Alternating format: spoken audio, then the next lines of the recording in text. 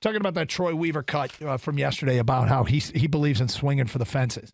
Now, everyone's mind goes to Zion, and we can talk about Zion if you still want to, but the fact is there's got to be other things he's talking about. And I came up with some ideas of what he might be talking about, a swing for the fences type move.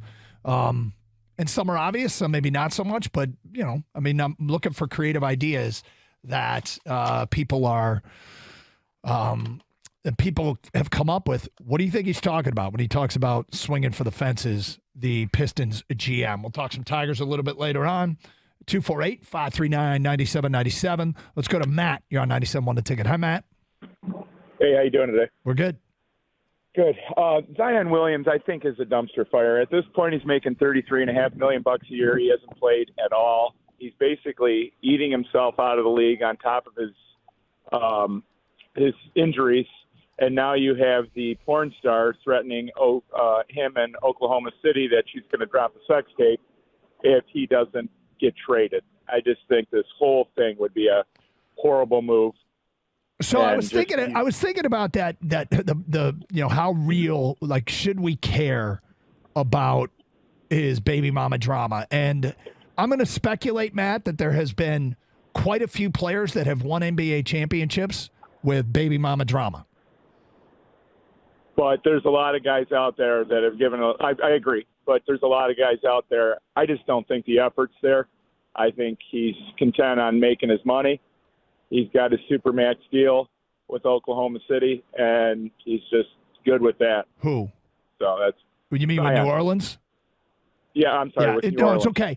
So, it's funny because one of the stories that came out about the possibility of this, and it might have been the ESPN trade idea, that was one that had there being outs in his contract that the Pistons could exercise if it does turn into a disaster. And I'm going to go back and see if we can figure out what those are. But, I mean, for the most part, I agree with you. And I was citing the off-the-court drama too, but the more I thought about it, I'm like, man, there are so many guys with off-the-court drama running around right now with NBA championship rings on their fingers. So I'm not sure how much that really matters. Now, am I worried about his weight? Am I worried about whether or not the commitment is there to be the best that he can possibly be? Yes. Yes, I am worried. But I always allow players the right to grow up. There was a time where Pistons acquired a couple of players that people thought, one that people didn't want the drama. They didn't want the drama of Rashid. There was a player that was on 5 teams in 6 years that the Pistons acquired. And Chauncey Billups.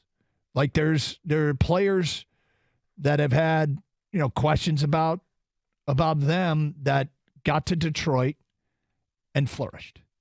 And so, it doesn't mean it happens everywhere, but you have to figure out which chances you're going to take. And I talked about access points to potential superstars. They aren't readily available for a 17-win team. But some of the ideas I came up with, all right, is it move up? I mean, it'd be a home run move to move up. You're not obviously getting to number 1. Move up and take Brandon Miller or Scoot Henderson. Could that be in play? Well, that would qualify as a home run move. That would qualify as a swing for the fences kind of move. And while those players are coveted and are expected to go 2 and 3, it doesn't feel like Scoot Henderson and Brandon Miller are the type of players that a team, they won't move off. Like San Antonio won't move off number 1. They're just not. And you understand why. 2 and 3, I think, can be traded. Those are the consensus 2nd and 3rd players to go in the draft. Maybe consensus is a bit strong, but they are highly speculated to go 2 and 3 in some order. And they, but I think you could trade for those picks. I don't think Charlotte and Portland are saying there's no deal that could be had. So that would be a swing for the fences type move. Is it sign Draymond? Would that be a home run move? Maybe not, but I'm trying to keep it within the guardrails of being real here. I think Draymond is a player that could sign in Detroit. It might not be his first option, but you never know. The allure of being a Michigander might give Detroit access to him. Is a trade for Jaylen Brown? Well, the speculation out of Boston is that they are going to hang on to Jaylen Brown.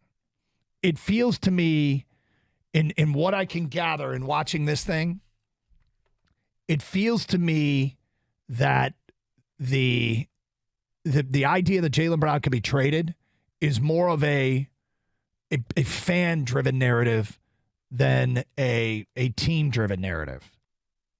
I don't think insiders are reporting it as much as possible. In fact, I read something today saying, yeah, it's not really on the table.